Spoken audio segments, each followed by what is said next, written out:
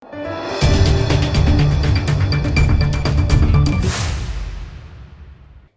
દર્શક મિત્રો, આપ જોઈ રહ્યા છો લોકમૈત્રી ન્યૂઝ। હવે જોઈએ અગત્યના સમાચાર।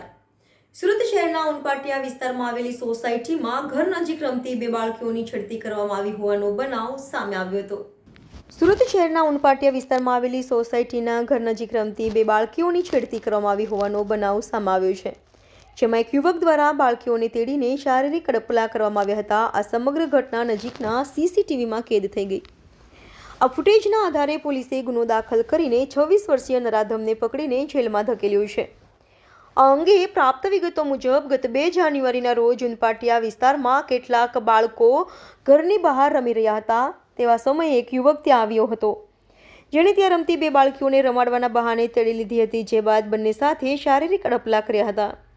આ મામલે બાળકીઓના પરિવારને જાણ થતાં ત્યાં લાગેલા સીસીટીવી ફૂટેજ ચેક કરવામાં આવ્યા હતા, જેમાં યુવકની કરતૂત કેમેરામાં કેદ થઈ ગઈ હતી।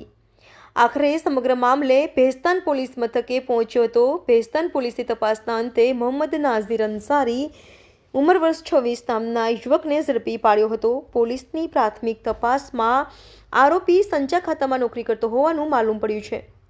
હાલ તો પોલીસે આરોપી વિરુદ્ધ બીએનએસ અને પોસ્કો એક્ટની સંલગ્ન કલમો હેઠળ ગુનો દાખલ કરીને આગળની કાયદેસરની કાર્યવાહી હાથ ધરી છે।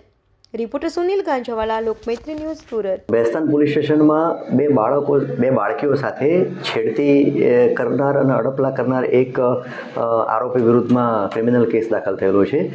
બીએનએસની કલમ હેઠળ અને પોક્સો એક્ટની જે સંલગ્ન કલમો હેઠળ ગુનો દાખલ થયેલો છે।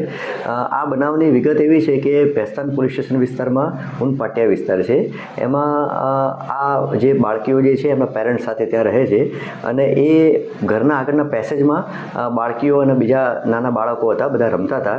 એમાં આ ઈસમ જે છે આરોપી ત્યાં આવી અને આ બાળકીઓ પૈકી બે બાળકીઓ સાથે છેડતી કરી, શારીરિક અડપલા કર્યા। એ અનુસંધાને આ ક્રિમિનલ કેસ દાખલ થયેલો છે।